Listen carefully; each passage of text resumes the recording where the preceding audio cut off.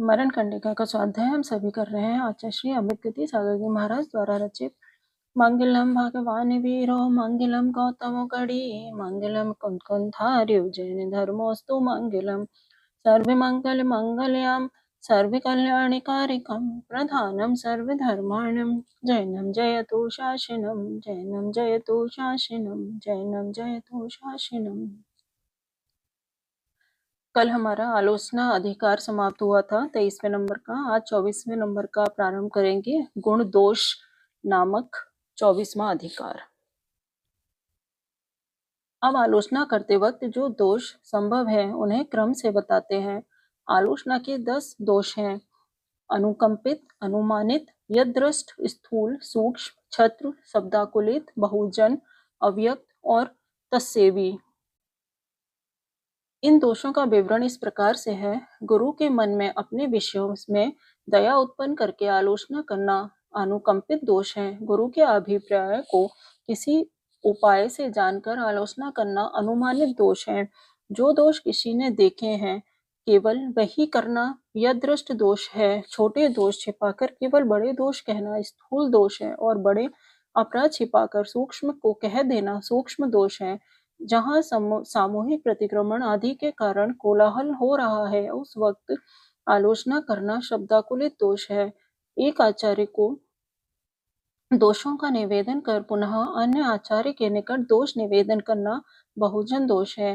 अज्ञानी गुरु को दोष बताना अव्यक्त दोष है और जिस दोष को आलोचना करना है वह दोष जो गुरु करता है उसके पास आलोचना करना तत्क्षय वो दोष है।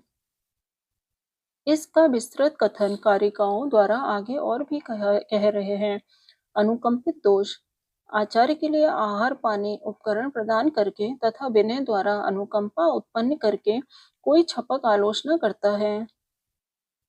भावार्थ स्वतः भिक्षा लब्धि संपन्न होने से आचार्य के प्रासुक उद्गम आदि दोषों से रहित आहार पानी से वैयावृत्ति करके वीची कमंडल प्रदान करके आचार्य के मन में अपने प्रति दया भाव उत्पन्न करा के कोई छपक आलोचना करता है यह अनुकंपित दोष है। आचार्य को आहार आदि से संतुष्ट एवं दया युक्त करने पर मेरे द्वारा सर्व आलोचना हो जाएगी। इससे मुझे बड़ा लाभ होगा अर्थात आहार आदि से संतुष्ट हुए आचार्य मुझे अल्प प्रायश्चित देंगे। इस तरह विचार वह छपक करता है तो यह आलोचना का पहला दोष है। भावार्थ छपक अपने मन में गुरु के प्रति इस तरह तुक्ष विचार करता है कि मेरे उपकरण प्रदान से गुरुजन संतुष्ट होंगे और उससे कम प्रायश्चित देंगे सो गुरु के प्रति यह मानसिक अभिनय है। अतः इस तरह की आलोचना संदोष मानी जाती है। अतः इस तरह की आलोचना सदोष मानी जाती है। जैसे कोई जीवन को चाहने वाला पुरुष विष को खरीद कर खाता है और उस अहित को ही हित मानता है तो वह मूर्ख कहलाता है। उसी प्रकार आत्मशुद्धि रत्नत्रय शुद्धि के लिए छपक आलोचना करता है और उससे गुरु को उपकरण दान आदि के छल से पुनः माया शल्य की पुष्टि करता है। अतः विषयों को खरीद कर खाने वाले समान ही यह छपक है उसकी शुद्धि वैसी ही है अर्थात ऐसी आलोचना से कदापि शुद्धि नहीं होती। अनुकंपित दोष युक्त की गई है आलोचना प्रारंभ में मधुर लगती है क्योंकि इसमें कम प्रायश्चित मिलने की आशा है किंतु विपाक काल में आगामी काल में सदोष आलोचना से भवभ्रमण होने से तीव्र दुख को उत्पन्न करती है। जैसे विपाक फल देने में सुंदर और खाने में मधुर होने पर भी विपाक काल में मरण का दुख उत्पन्न करता है। क्रमी रंग से रंगे हुए वस्त्र की अथवा लाक्षा उस रस के रंग से रंगे हुए वस्त्र की शुद्धि कदाचित सफेद साफ होना हो सकती है किंतु अनुकंपित दोष युक्त की गई आलोचना से निश्चय से शुद्धि नहीं हो सकती। भावार्थ जैसे क्रमी रंग आदि से रंगा वस्त्र सफेद नहीं होता वैसे मायाचार से की गई आलोचना से रत्नत्रय की शुद्धि नहीं होती। दूसरा अनुमानित दोष छपक आचार्य समक्ष मानो अपनी धार्मिकता दिखाता हुआ कहता है कि जिसे धीर पुरुषों ने कहा किया है, जो दुख रूप जल वाले दुस्तर ऐसे भव सागर से पार उतारने वाला है, ऐसे कठोर तप को जो मुनिजन करते हैं वे धन्य हैं। मैं इस प्रकार के उग्र तप को करने में समर्थ नहीं हूँ। इस प्रकार वह आधर्मिक छपक अपना बल छिपाकर एवं पार्श्वस्थ होने से सुख में आसक्त हुआ गुरु से कहता है, अर्थात गुरु से मैं कमजोर हूँ, मेरे में उपवास की सामर्थ्य नहीं, ऐसा कहता है। उस छपक उक्त छपक कह रहा है कि हे भगवान, मेरे पार्श्वस्थ रोगीपन, दुर्बलता, मंदाग्नि रूप सब कमियों को आप स्पष्ट रूप से जानते ही हैं। आप मुझ पर यदि अनुग्रह करें तो समस्त आलोचना को करता हूँ, आपके प्रसाद से मेरी शुद्धि हो जाए। इस प्रकार आचार्य को कहकर उनके निकट आलोचना करने वाले छपक मुनि के शल्य को गोपन करने वाला दूसरा अनुमानित नाम का दोष होता है। जिस प्रकार अपथ्य भोजन का यह पथ्य कारक है, ऐसी बुद्धि से सेवन किया जाता है तो वह विपाक में दुखदायक होता है। उस प्रकार गुरु को अपनी कमजोरी बताकर कम प्रायश्चित का आश्वासन लेकर आलोचना करने वाले की आलोचना विपाक काल में दुखदायक होती है, उससे शुद्धि नहीं होती। तीसरा, यद दृष्ट दोष, जो छपक पर के द्वारा देखे दोषों को गुरु के समक्ष कहता है और जो दोष नहीं देखा हो उसे छिपा देता है, ऐसे उस छपक द्वारा महा दुख रूप फल वाली मायावेल रूपी जाती है, अर्थात देखे दोष बताना और नहीं देखे हुए को छिपाना, यही माया है।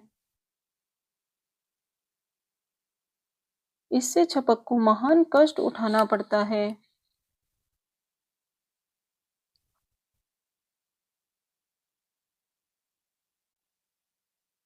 अर्थात यदि दृष्ट और अदृष्ट कर पर के द्वारा देखे हुए और नहीं देखे हुए दोनों प्रकार के दोषों की आलोचना छपक नहीं करता तो वह अपराध को बढ़ाने वाले आलोचना का तीसरा दोष होता है। मैं दोष की शुद्धि करता हूँ ऐसा सोचकर छपक आलोचना में उद्धत हुआ था, किंतु बिना देखे दोष को छिपाने की माया रूप कलमश द्वारा उसी दोष को वह नष्ट बुद्धि करता है। जैसे कोई बालू में खड्डा खोदता है और वह खड्डा खोदते समय ही पुनः बालू से भर जाता है, अर्थात बालू से खड्डा खोदना जैसे व्यर्थ है, वैसे दृष्ट दोष को छिपाकर शेष की आलोचना करना व्यर्थ है। तथा बादर दोष, जो छपक सूक्ष्म दोषों को छिपाकर व्रतों के स्थूल अतिचारों को आचार्य के समक्ष कहता है, वह छपक अरिहंत देव की वाणी से बहिर्भूत है, उसकी आलोचना सदोष है। गुरु के आगे सूक्ष्म और वादर दोनों दोषों को विनय पूर्वक नहीं कहता है तो वह उसकी आलोचना का चौथा दोष है। छल पूर्वक आलोचना करने वाला छपक भ्रम से आकर अति शुद्ध प्रतीत होता है, किंतु भावादि शल्य वाला वह साधु अंतरंग की शुद्धि को प्राप्त नहीं होता। जैसे कांसे का कमंडलू या झारी साफ करते हुए भी बाहर से साफ स्वच्छ होते हैं, अंदर से मैली हरी नीली रहती है। पांचवा, सूक्ष्म दोष, जो छपक अपने सूक्ष्म दोषों को बताता है कि मैंने आसन पर बैठते समय शोधन नहीं किया, शयन में खड़े होने में पीछे से मार्जन नहीं किया, गमन करते समय हिमाक्षादि भूमि पर गमन किया, वर्षा आदि के कारण आप्राशुक जल से गीले हुए शरीर को सूखे बिना ही हाथों से पहुंच डाला, आहार करते समय जो स्त्री 5 माह से अधिक गर्भभार को धारण कर रही है उससे आहार लिया, गोदी के बालक को स्तनपान करा के आई हुई स्त्री से दिया हुआ आहार लिया, इस प्रकार के सूक्ष्म छोटे छोटे दोष बड़े दोषों को छुपाकर जिसके द्वारा कहे जाते हैं, वह छपक जिन वाक्य से परामुख है संदोष है। सूक्ष्म और बादर दोषों को यदि गुरु के आगे नहीं कहता है तो उस छपक के सदा माया लज्जा और गर्व से भरा हुआ पंचम दोष है। इस दोष को करने वाले छपक का यह अभिप्राय रहता है कि यदि मैं बड़े दोष कहूँगा तो आचार्य बड़ा प्रायश्चित देंगे या मुझे त्याग देंगे, अथवा इतने छोटे दोष को बता रहे हैं तो बड़े क्यों नहीं कहेगा।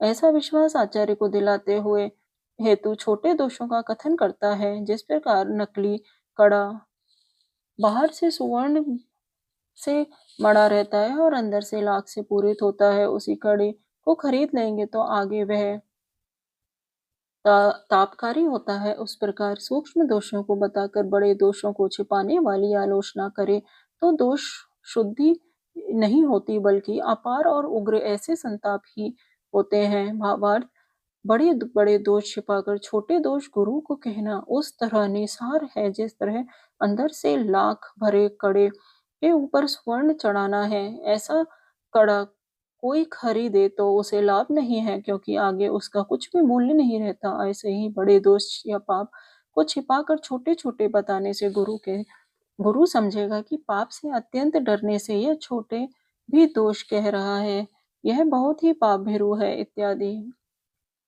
गुरु को ऐसे प्रतीत कराने हेतु छपक मायाचारी करता है। ऐसा छपक स्वर्ण का झोल चढ़े कड़े के समान भीतर निहिसार और बाहर चमकीला जैसा है। छठा, छत्र दोष। छल दोष। छपक छल से आचार्य को पूछता है कि हे आचार्य, किसी को प्रथम अहिंसा महाव्रत में अथवा दूसरे सत्य महाव्रत में दोष लगता है तो वह किस प्रकार शुद्ध होता है, इस बात को मुझे समझाएं। इस प्रकार अन्य मुनि के बहाने अपनी शुद्धि के लिए प्रच्छन्न रीत्या गुरु से पूछा जाता है। तब संसार बढ़ाने वाला छठा छन्न नामक दोष आता है।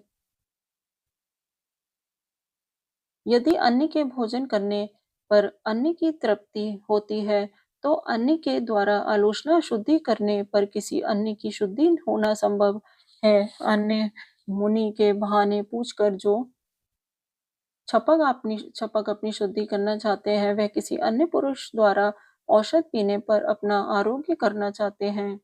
पर के छल से अपनी आलोचना की शुद्धि तब संभव है जब अन्य मुनि द्वारा संयम पालन करने पर किसी अन्य मुनिराज को मुक्ति का लाभ होता है। जो आगे छपक अपने दोषों को गुरु के बिना कहे ही दोष की शुद्धि करना चाहता है, वह मरीचिका से जल को चाहता है अथवा चंद्र बिंब से अन्न चाहता है, ऐसा मैं मानता हूँ। शब्दाकुलित दोष। चातुर्मासिक, पाक्षिक, वार्षिक, प्रतिक्रमण आदि क्रिया के दिन है, उससे कोलाहल शब्द हो रहा है, उस वक्त को अधम छपक अपनी इच्छा अनुसार आचार्य के आगे आलोचना करता है। अपने दोषों को अव्यक्त रीत्या संक्लिष्ट मन से कहने वाले छपक के आलोचना में होने वाला सातवां शब्दाकुलित दोष कहलाता है। ऐसा जिनेन्द्र देव ने कहा है।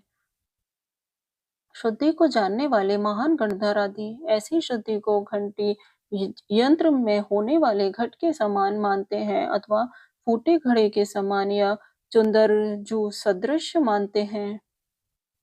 विशेषार्थ, अर्घट यंत्र में सकोरी जैसे लगे रहते हैं, वे ऐसे एक तरफ से भरकर आते हैं और एक तरफ से खाली होते जाते हैं, अथवा भग्न घट में पानी ऊपर से जो डाला जाता है और नीचे से निकल जाता है। इसी प्रकार जब शब्द से कोलाहल हो रहा हो उस वक्त गुरुजन के पास आलोचना करना शब्दाकुलित दोष है।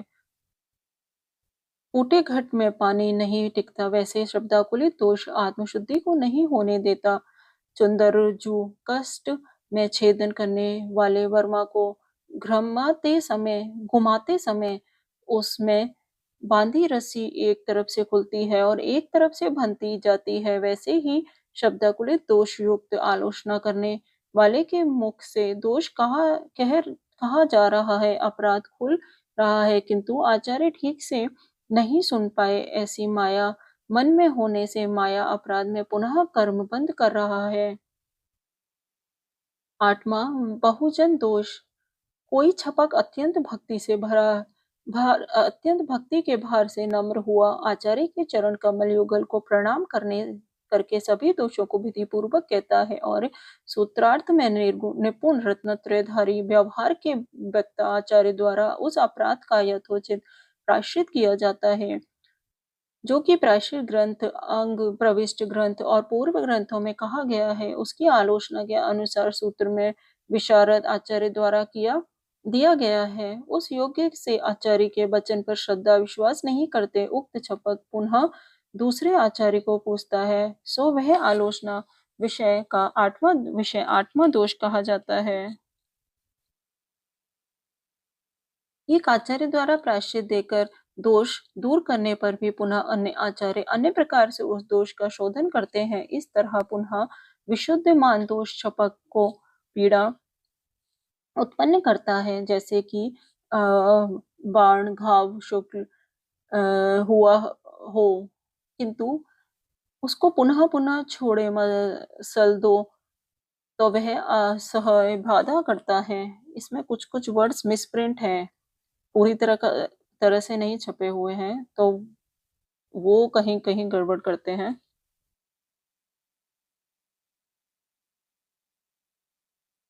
आगे नमा अव्यक्त दोष, जो आचार्य आगम ज्ञान तथा चारित्र से बाल हैं, अर्थात आगम ज्ञान और चारित्र विहीन है। ज्ञान चारित्र जिसका कमजोर है, ऐसे आचार्य के निकट अपने दोषों की आलोचना करना उसका यह अव्यक्त नाम का 9वां दोष है। गुरु के निकट आलोचना करने वाला छपक मन में यह सोचता है कि मैंने सर्व दोष मन वचन काय की एकाग्रता करके शुद्धि पूर्वक कह दिए, ये मेरे लिए शुद्धि प्रदान करेंगे, किंतु आगम ज्ञान विहीन वह गुरु दोष को नहीं जानते। यह अव्यक्त दोष युक्त की गई आलोचना बड़े भारी पश्चाताप को देती है, जैसे कि दुष्टों की संगति या नकली सुवर्ण खरीदना पश्चाताप को देता है। दुष्टों की संगति समय समय पर वह पश्चाताप कराती है कि हाय, मैंने ऐसे पुरुष की संगति क्यों की, यह बहुत दुख देता है इत्यादि। तथा अज्ञानतावश नकली सुवर्ण खरीदे तो जब उसके अलंकार आदि बनाएंगे तो वह नहीं बन पाएंगे, तब पश्चाताप होता है कि हाय, मैंने नकली स्वर्ण कैसे खरीदा इत्यादि। ठीक इसी प्रकार अज्ञानी गुरु के निकट अल्पज्ञानी छपक मुनि आलोचना करे तो उसे आगे पश्चाताप होता है, क्योंकि उस अज्ञानी गुरु के प्रायश्चित से उसके रत्नत्रय की शुद्धि नहीं होती। 10वां तत्सेवी दोष, कोई दुर्वर्दी पार्श्वस्थ छपक पार्श्वस्थ आचार्य के निकट दोष करता है। वह सोचता है कि आचार्य दोषों से संयुक्त है और मैं भी दोषयुक्त हूँ, यह मेरे समान है। यह मेरे सर्व सुखिया स्वभाव को जानता है, अतः निश्चित ही बड़ा प्रायश्चित मुझे नहीं देगा। ऐसे आचार्य के निकट दोष को कहने पर मेरी शुद्धि सुख पूर्वक होगी। इस तरह करने वाले छपक को यह 10वां तत्सेवी नाम के आलोचना दोष होता है, ऐसा जिनेंद्र द्वारा कहा गया है। संतोष आचार्य के निकट कहा गया संतोष छपक का दोष नष्ट नहीं हो सकता, जैसे कि लाल रंग से रंगा हुआ वस्त्र लाल रंग द्वारा शुद्ध सफेद नहीं होता। जिस प्रकार जिनेंद्र देव की वाणी से प्रतिकूल चित्त वाले जीव अर्थात मिथ्या दृष्टि जीव पवित्र मुक्ति को अपने से दूर करते हैं, उस प्रकार दुर्बुद्धि छपक दोषों से युक्त आचार्य को निज दोषों को कहता हुआ शुद्धि को अपने से दूर करता है। भावार्थ, जैसे मिथ्या दृष्टि जीव जिनेंद्र वचन में श्रद्धा नहीं करता, अतः उसे मुक्ति की प्राप्ति नहीं होती। अश्रद्धा के कारण उल्टे मुक्ति दूर होती है, अर्थात संसार भ्रमण बढ़ता ही जाता है। वैसे दोष युक्त आचार्य के निकट आलोचना करना शुद्धि को प्रदान न करके उल्टे शुद्धि से दूर करता है। इस प्रकार आलोचना के 10 दोषों का वर्णन पूर्ण हुआ। आगे का स्वाध्याय कल करेंगे। जा वाणी के ज्ञान से सूझलो का लोग, जो वाणी मस्तक धरो सदा देत हूँ ठोक। है जिन वाणी भारती तो जपु दिन रे, जो तेरी शरण गए सो पावे सुख चैन। 9वां नमोकार मंत्र।